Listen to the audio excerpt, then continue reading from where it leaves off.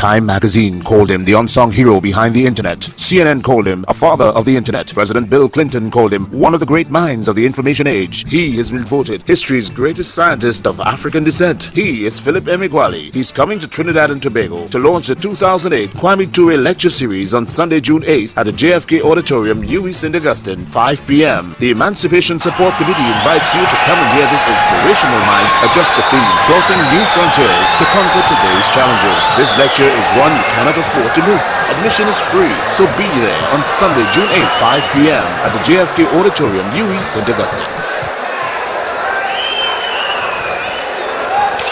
For 5 centuries, my ancestors were born in Onitsha, Nigeria. In about 1905, my great-grandfather, whose first name was Emeagwali, was relocated from his ancestral homeland, that is the present location of General Hospital, Onitsha, Nigeria. I know the names of my ancestors up to the year 1562, when the first slaves were captured by John Hawkins. John Hawkins was England's first slave trader. John Hawkins brought the first slaves from the Gulf of Guinea of the Atlantic Ocean to the West Indies. My Igbo-speaking ancestors were farmers and hunters. My grandparents could not read. The farthest my paternal grandfather traveled from his mud-thatched home at 17 Mba Road, Onitsha, at the east bank of the River Niger, was to visit his maternal cousins who were living on the west bank of the River Niger at Asaba. The farthest my maternal grandfather traveled from his birthplace at 6 Wilkinson Road, Onitsha, was to visit his maternal cousins in the village of Obosi that was just a 2-mile walk. I'm from Anambra State of Nigeria. Anambra State adopted the motto, "The light of the nation."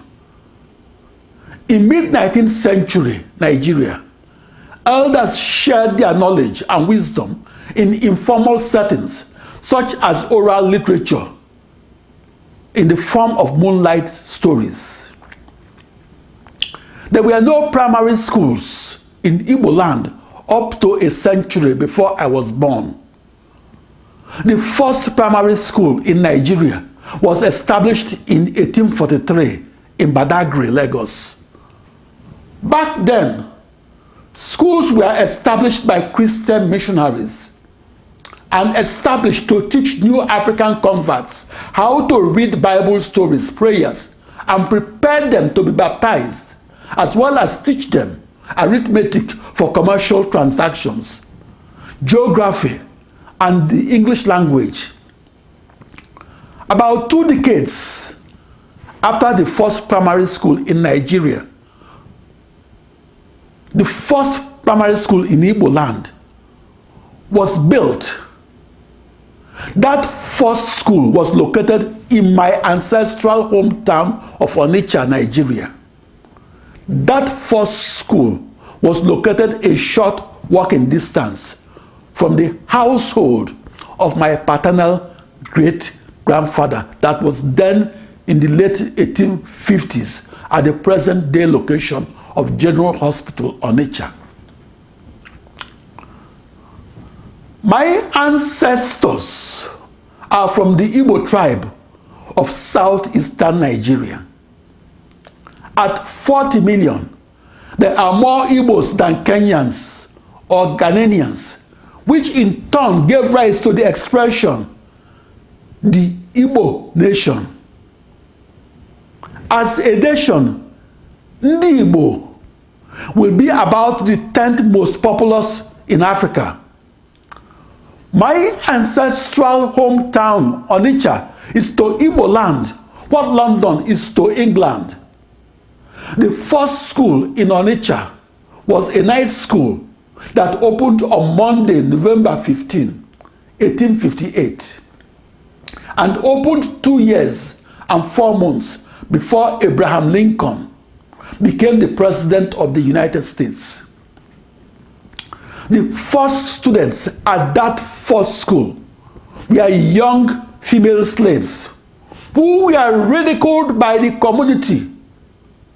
In the mid-19th century, my forefathers preferred hands-on agricultural education to classroom education. In the year 1864, the total school enrollment in Igbo land comprised of 70 night students and 50 day students, and all those 120 students were in Onitsha, a town of about 20,000 persons. The first school in Onitsha was apparently built under the supervision of Reverend John Taylor, a Sierra Leonean of Igbo ancestry, who in turn reported to Bishop Ajayi Crowther, a freed slave of Yoruba ancestry, that is the subject of school reports in Nigeria. That first primary school of mid-19th century was where Ndi Igbo learned the times table of arithmetic.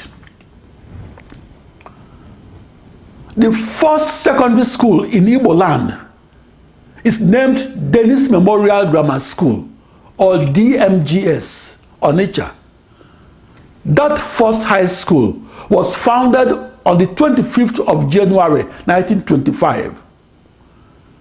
DMGS was located a short walk from the household of my grandfather at 17 Mba Road, Onitsha.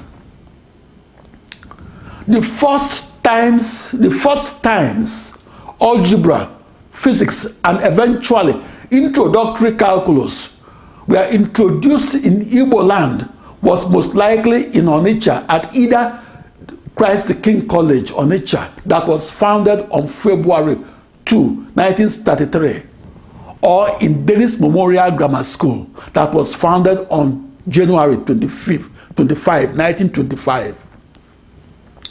When my father was born back in May 1921 at 17 Mba Road, Onitsha, there was no secondary school in Igbo land, a region that is now the ancestral land of 40 million persons.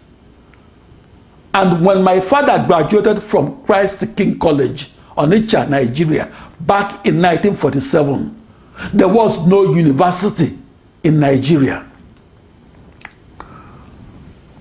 Because the first schools in Igbo land were in my ancestral hometown of Onitsha, it should not come as a surprise that a high concentration of Nigeria's leading intellectuals were born in and around Onitsha, Anambra State, especially in Onitsha inland town called Enu Onitsha. Names of persons born in and around Onitsha who made contributions to human knowledge include Olaudah Equiano, who is credited by African American historians as the father of black literature; Nnamdi Azikiwe, who was Nigeria's foremost public intellectual of the 1940s and 50s; Chinua Achebe, who is Africa's foremost novelist; and Ben Enwanwu, who is Nigeria's most influential artist.